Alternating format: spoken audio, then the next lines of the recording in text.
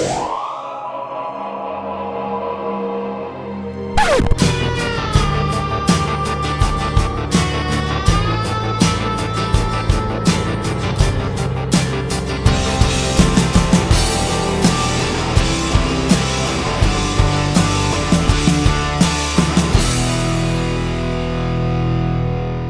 there, I'm Kirk and it's been an awfully long time since we last recorded a video.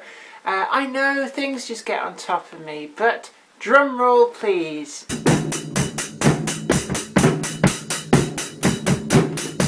Yeah, I'll do. We've got 3 more great albums in our top 1000 list from this wall behind me, and well, we're into part 31 now. Gosh, it's going quick, isn't it? We're well over 100 albums. And it's a loose theme today, and this is sort of English electronica style music. So, without further ado, I'm going to pick the first album here in my list. And this is actually a group called Way Out West. They've been around since the 1980s in some form or another. But this album that I've picked is actually their 3rd album. I don't have their first album, but I do have their 2nd album, which is really, really good and kind of marked the breakthrough into the mainstream. Way Out West will probably be familiar to some of you dance nerds out there as being very prolific remixers of other people's tracks.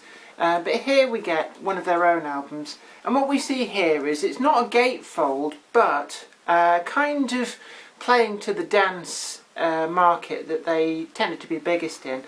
It comes as if it's actually 12-inch singles. Now there's a lot of vinyl albums these days which do seem to come like this, especially the dancier stuff.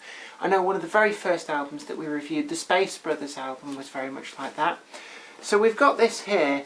It comes across 3 12-inch vinyl discs, and on each disc we've got 2, maybe 3 tracks. So the sound quality of this album is actually really, really good. And well, we don't really get anything else. I'm looking inside the inner sleeve there, and there just isn't any other paperwork. It's down and dirty to the music here. The only information that we have on the album is printed on the back of the main cardboard slipcase, and it doesn't really give you an awful lot. But big tracks on this, we've got stuff like Anything But You, Fear, Don't Forget Me, Coming Home, and my personal favourite is Apollo. And it's just great, uplifting dance music. It just makes you want to dance the night away. In fact, there's one of the tracks on this, I'm told, was used extensively in the soundtrack of Grey's Anatomy. Now, each of the discs, as I said before, is really just pressed as if it's a 12-inch single. So what we've actually got is, if we look on this one, we've got 2 tracks on that side and just 2 tracks on that side. And the label information is actually, we've got a pretty picture on one side, and all of the label information is just on one side of the disc. Very high quality when you play these, a lot of bass response, which is kind of what you want for dance music. They sound very clean, very crisp, pretty high quality, heavy duty pressings on this, and all in all, well worth the money spent on this. The front cover artwork is, I guess in a way, one of the earlier computer manipulated artwork that doesn't necessarily look obviously computer manipulated unless you look closely. So what we've actually got is we've got a band photograph, and we've got the 2 main members of the band, and this was the guest singer. I think she went by the name of Omi. I don't actually know what her real name is. She provided the vocals on this particular album, but she wasn't really a kind of permanent member of the group. And we just got that picture kind of reflected on itself in multiple directions, which gives this odd effect that her belly looks very odd, and she looks like she's got a long sausage of an arm, but yeah, it looks alright, very artsy, very Ibiza Sunset in look, feel, and the music as well wouldn't have been out of place in some of the really banging clubs out there on the island. Now, the next album that I've picked out goes way back to 1996, and this was in fact an awards nominated album for the 1997 Brit Awards, and I was quite proud to proclaim this on the sleeve. We see there, 1997 Brit Awards nominee, and this is the album Second Toughest in the Infants by Underworld. And now this album came out pretty much at the time that they made it big commercially. with the track Born Slippy that was used in the film Trainspotting. Now, interestingly enough, Born Slippy was actually a B-side to one of the tracks on here. I think it may even have been the B-side to something like Pearl's Girl, which was one of the singles. Now, the actual slipcase that this is in, again, it's a double album, but it's not a gatefold. And it does feel very cheap cardboardy, and with a kind of a mono with a blue hit tint to the artwork. It actually feels a lot like the promo copies of albums that you used to get in the 1990s, where they were bunged out dirt cheap with a plain cardboard slipcase. In fact, even down to the name of the album is on a little stuck-on sticker, almost as if they couldn't come up with a name right until the end. Now, inside we've got two quite nicely designed slipcases for the two discs, which match the design work of the cover. Really, to be honest, I'm not really sure what theme they were going for. And it's a case, a lot of these sort of dancier albums, the artwork is really just sort of trippy Ibiza sunset, which doesn't really have any particular relevance either to the group or to the album itself. Now, the albums themselves, we're pulling one out here, and well, you have to guess a lot as to the track listing. We can see the individual tracks there on the vinyl, but on the inner label it just doesn't tell you what tracks you're looking at. All it tells you here is this is side 1, copyright information, Junior Recordings 1996, and then side 2. So you actually have to work out the track listing, what you're listening to, from the main slipcase. Now, this brought up its own problems because they're not actually numbered on the slipcase, and some of these tracks seem to be subnames for parts of a particular track. So things like To Dream of Love, Kiteless and Bandstyle Sappy's Curry, I'm not entirely sure whether they're all actually the same track. I can never really quite work out.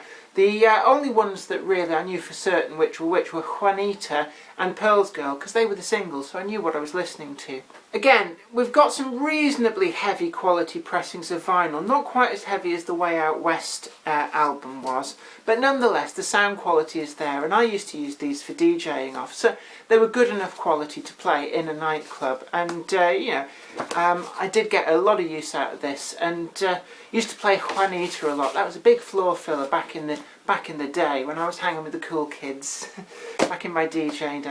God, I miss that.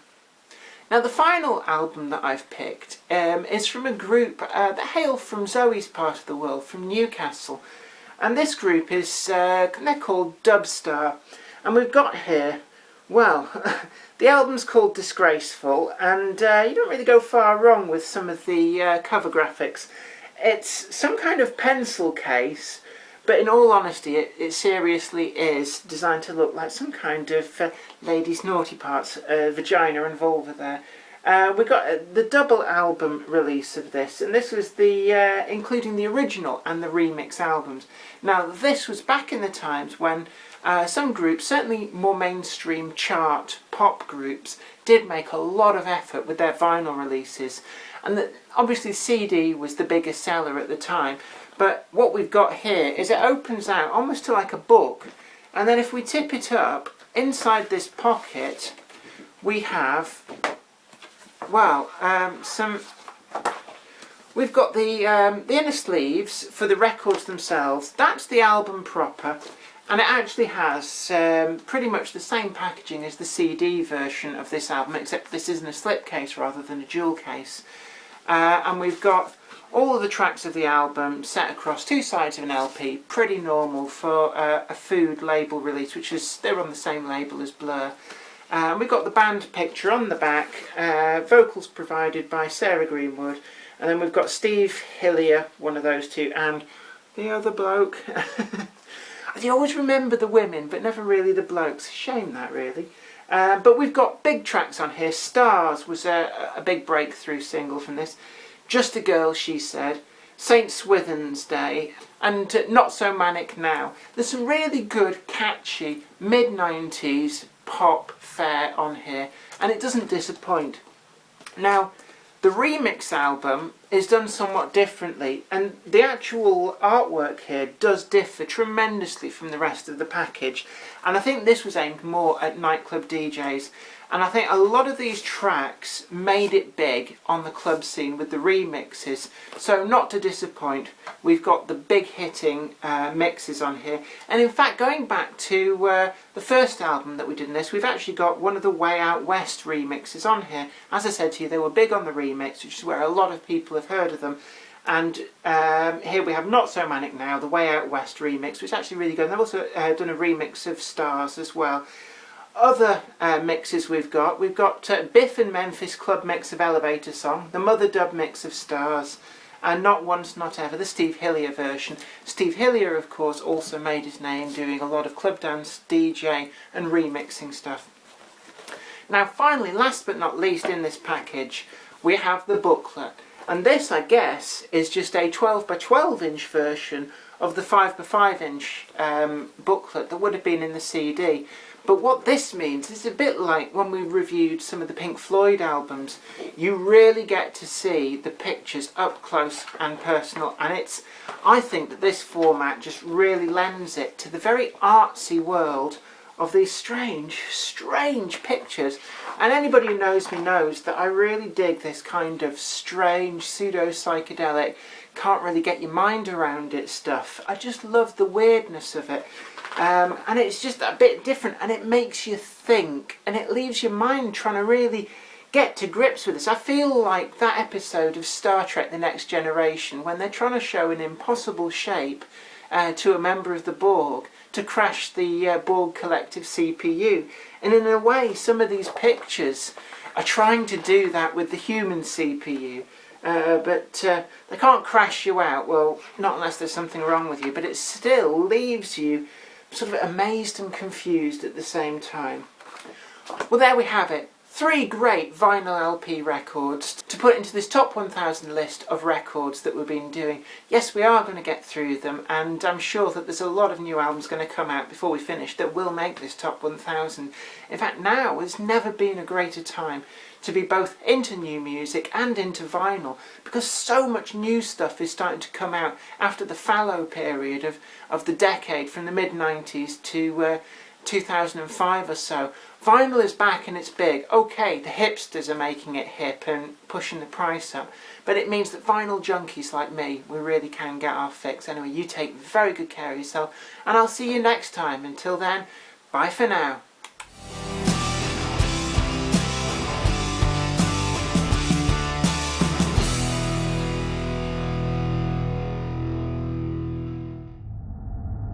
My name is Deza. I plow the space lanes, picking up debris and salvaging derelicts. It's a dangerous job, but the pay is good. At least I used to think so, before my ship came across our last derelict. We thought it was the payday of a lifetime. We were wrong. Nobody should have to go through what I did on that derelict. I barely made it out. Now they want me to go back.